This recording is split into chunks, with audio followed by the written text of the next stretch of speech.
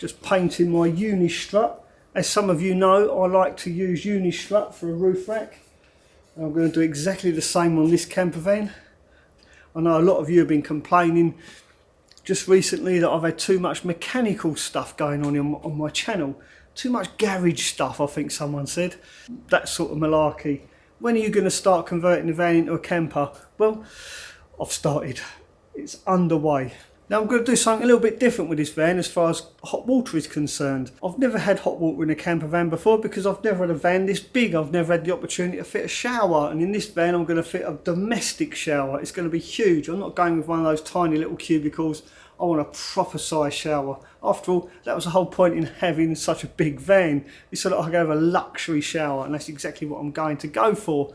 Now, to heat the water for that shower, I'm going to take the heat from the engine, run it through, and that hot water from the engine is going to be transferred into a tank inside, and that hot water is then going to heat the water inside that tank, and that tank is called a calorifier, commonly used on boats. You don't see many people using calorifiers in camper vans, and for the life of me I really don't know why. But here's the thing, because they're made for boats, I ordered one from a boat chandlery and they sent the wrong one. So that's having to go back now, because the one they sent me has an electrical element in it. And I don't want one with an electrical element, I want to sling it underneath my van, so I don't want any electrics under the van.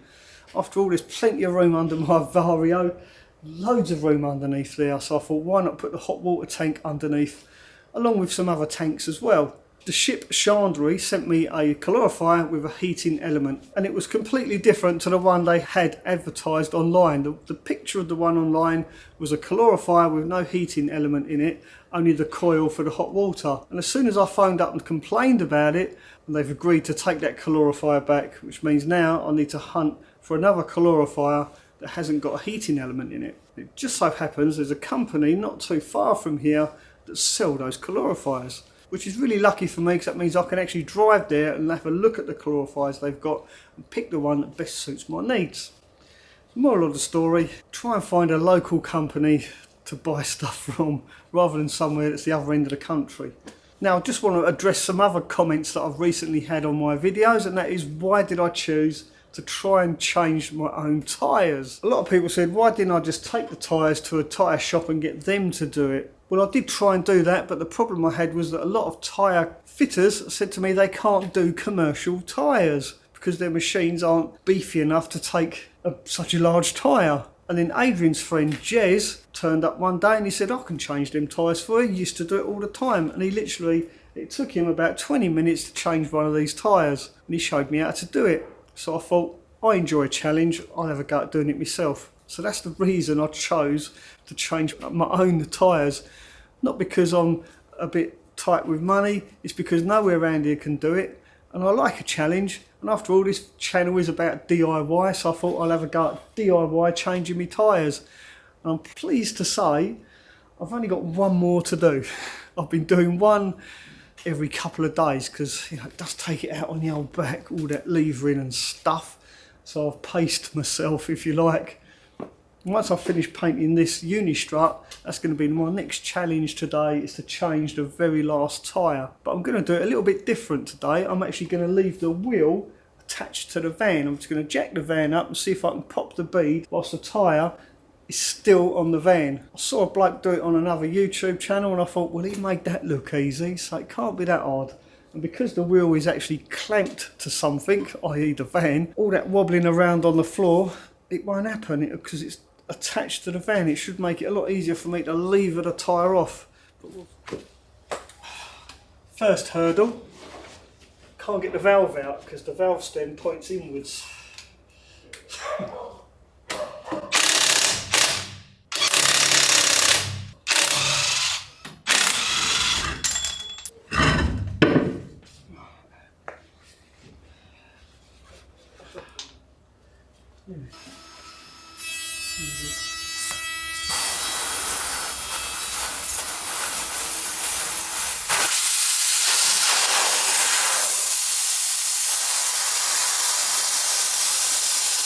Roll that in.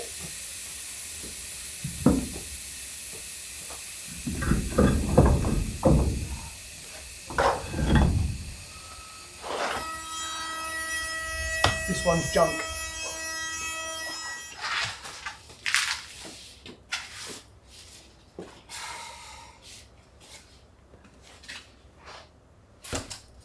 Here's one I changed earlier.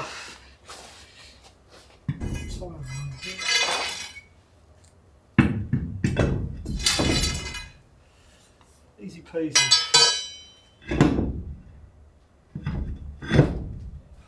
Right, put this one back on and see if we can break the bead and take the top. Actually,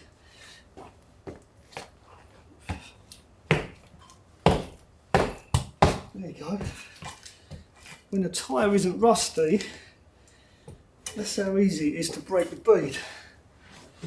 That one we done the other day, because the tyre was rusty, or the rim was rusty, that's why it was so hard to break the bead. This one, look at that. Easy peasy. Let's go and get me fairy liquid. I'm going to use fairy liquid this time rather than that soap stuff. It didn't go down too well last time, I'll be honest. So let's try this. If it's good enough for Jez, it's good enough for me. So now I'm going to put this back on now and then leave it a bugger off. Let's see. It'll either work or it won't.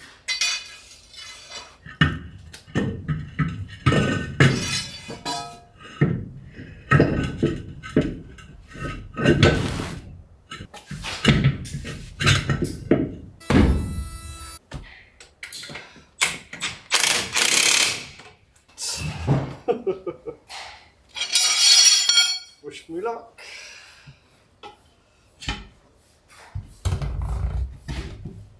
Now, as I lever this, I'll need this part of the tyre to go into that rim, this rim here, because that's what gives the tyre room to slide over. So that needs to go in.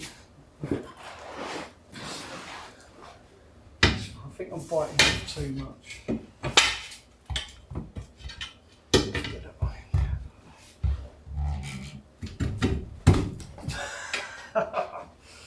There you go.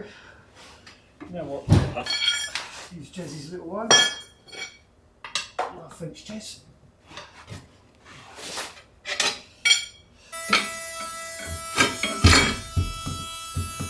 Go on, you know you won't bet. Yes.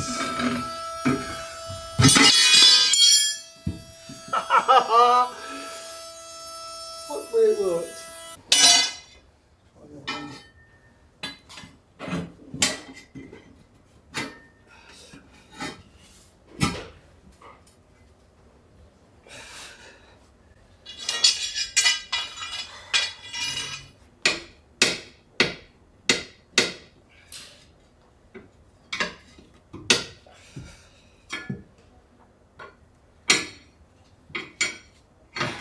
I swear it's all down to technique, you know.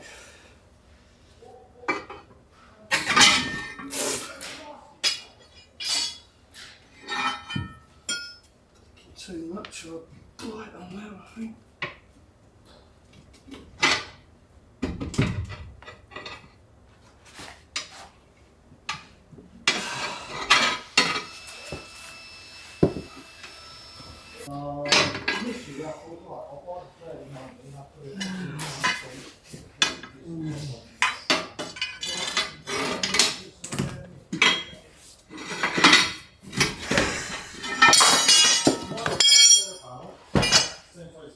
I think it's all about technique, figuring it out. There you go. Got the tyre off. That was easy as well.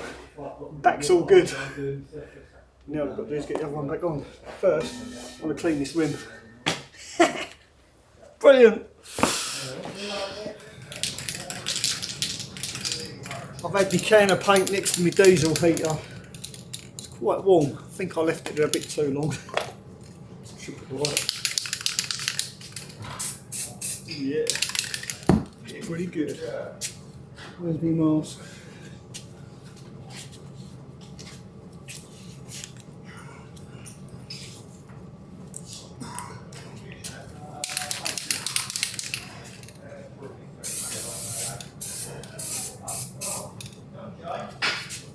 Don't think I've ever had so much pressure coming out of a can.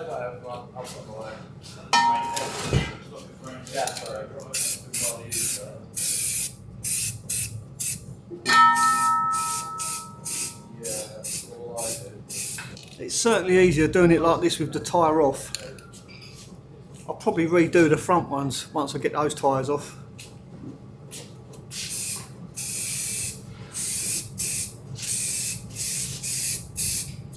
Probably going to end up scratching them when I put the tyre back on. So, not much point being too fussy, eh?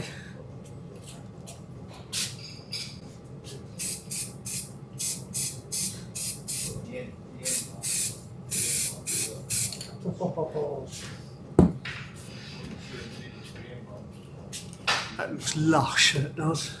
And what I'm using Hammerite metal silver paint, and it's hammered silver. I like the look of that, it's alright, this stuff.